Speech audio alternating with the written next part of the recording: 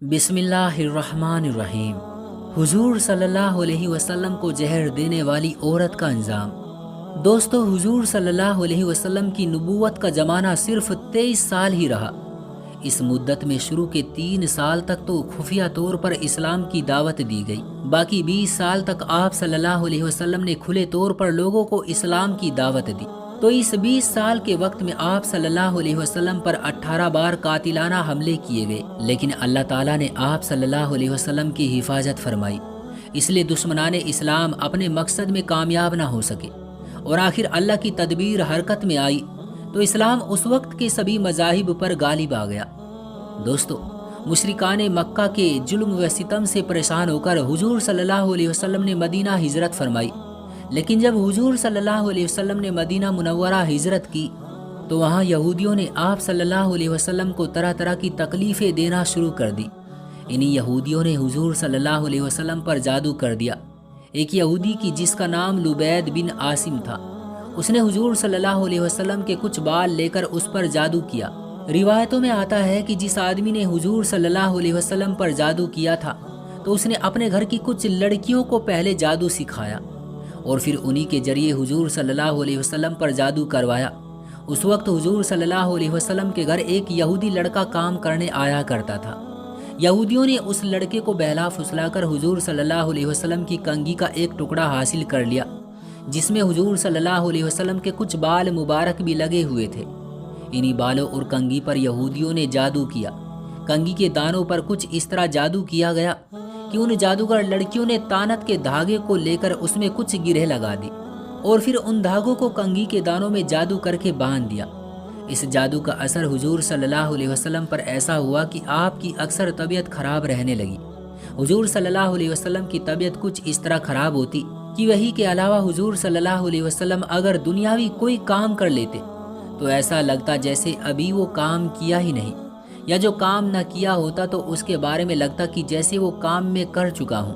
اس جادو کی وجہ سے حضور کو یہ تکلیف کئی دنوں تک رہی۔ روایتوں میں آتا ہے کہ اس جادو کا اثر پورے 40 دنوں تک رہا۔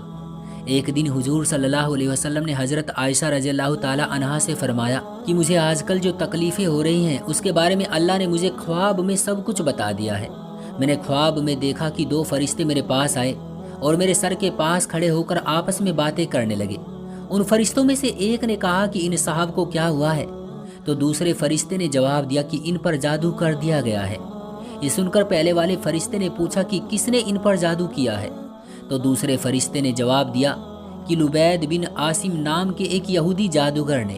پھر پہلے والے نے پوچھا کہ آخر کس چیز پر جادو کیا ہے، تو دوسرے فرشتے نے بتایا کہ ان کی کنگھی اور بالوں پر۔ اس جادوگر نے ان کے بالوں کو جروان نام کے ایک کنویں میں ڈال دیا ہے۔ اب جب تک اس کنویں سے ان کے بال نہیں نکالے جائیں گے تب تک ان پر سے اس جادو کا اثر ختم نہیں ہوگا۔ جادو کی یہ ساری تفصیل حضور صلی اللہ علیہ وسلم کو ان 2 فرشتوں کے ذریعے بتا دی گئی، اور پھر حضور صلی اللہ علیہ وسلم خود اس کنویں کے پاس تشریف لے گئے۔ آپ نے دیکھا کہ اس کنویں کا پانی بالکل پیلا پڑ چکا تھا۔ صحابہ اکرام نے کنویں کے اندر اتر کر دیکھا تو اس میں ایک پتھر کے نیچے حضور صلی اللہ علیہ وسلم کی کنگھی اور اس میں لگے بال رکھے ہوئے تھے کہ جن کی وجہ سے آپ پر جادو کا اثر ہو رہا تھا۔ کنویں میں اترنے والے صحابی نے جلدی سے پتھر کے نیچے سے وہ کنگھی نکالی اور پھر باہر آ کر حضور صلی اللہ علیہ وسلم کے سامنے اسے پیش کیا، تو آپ صلی اللہ علیہ وسلم نے اس کنگھی پر بندھے دھاگے کی ساری گرہ جیسے ہی کھولی تو اچانک آپ پر سے جادو کا وہ پورا اثر ختم ہو گیا۔ ایک بار ایک یہودی عورت کی جس کا نام زینب بنت حارث تھا، اس نے حضور صلی اللہ علیہ وسلم کی کھانے پر دعوت کی اور پھر گوشت میں زہر ملا کر آپ صلی اللہ علیہ وسلم کے سامنے پیش کیا۔ حضور صلی اللہ علیہ وسلم نے کھانے کو چکھتے ہی اپنے ہاتھ روک لیے، کیونکہ آپ صلی اللہ علیہ وسلم کو احساس ہو گیا کہ اس کھانے میں کچھ غلط چیزیں ملائی گئی ہیں۔ لیکن اس وقت آپ صلی اللہ علیہ وسلم کے ساتھ ایک اور صحابی آئے تھے اور وہ اس کھانے میں سے کچھ حصہ کھا چکے تھے، اس لیے جیسے ہی حضور صلی اللہ علیہ وسلم نے انہیں وہ زہریلا کھانا کھاتے دیکھا تو جلدی سے ان صحابی کو روک دیا اور فرمانے لگے اس کھانے میں زہر ملایا گیا ہے۔ اور پھر آپ صلی اللہ علیہ وسلم نے اس یہودی عورت کو بلا کر اس بارے میں پوچھا کہ آخر تم نے اس میں زہر کیوں ملایا، تو وہ عورت انکار کرنے لگی اور کہنے لگی کہ آخر آپ کو اس بارے میں کس نے بتایا، تو حضور صلی اللہ علیہ وسلم نے جواب دیا کہ مجھے اسی گوشت نے بتایا ہے کہ اس میں زہر ملا ہوا ہے۔ یہ حضور صلی اللہ علیہ وسلم کا ایک معجزہ تھا۔ اس گوشت نے خود آپ صلی اللہ علیہ وسلم کو بتا دیا تھا کہ اس میں زہر ملا ہوا ہے۔ آخر جب سارے راز کھل گئے تو اس یہودی عورت نے بھی قبول کر لیا کہ ہاں میں نے اس گوشت میں زہر ملایا تھا۔ تو یہ سن کر حضور صلی اللہ علیہ وسلم نے پوچھا کہ آخر اس سے تمہارا کیا ارادہ تھا؟ تو اس عورت نے جواب دیا کہ میں یہ دیکھنا چاہتی تھی کہ اگر آپ سچے نبی ہیں تو یہ زہر آپ کو کوئی نقصان نہیں پہنچائے گا، بلکہ اللہ تعالیٰ آپ کو اس کے بارے میں بتا دیں گے، اور اگر آپ سچے نبی نہیں ہیں تو ہمیں آپ سے چھٹکارا مل جاتا۔ اب کیونکہ آپ صلی اللہ علیہ وسلم کبھی بھی اپنی ذات کے لیے کسی سے بدلہ نہیں لیتے تھے، اس لیے اس یہودی عورت کو معاف کر دیا۔ لیکن بعد میں جب ان صحابی کی زہر سے وفات ہو گئی کہ جو کہ آپ صلی اللہ علیہ وسلم کے ساتھ اس کھانے میں شریک تھے، تو اس یہودی عورت کو پکڑ کر جزیہ میں ان صحابی کے گھر والوں کے حوالے کر دیا گیا اور انہیں اختیار دیا کہ اگر وہ چاہے تو اس عورت کو معاف کر دیں، ورنہ اسے قصاص میں قتل کر دیں۔ ان صحابی کے گھر والوں نے اس یہودی عورت کو قصاص میں قتل کر دیا۔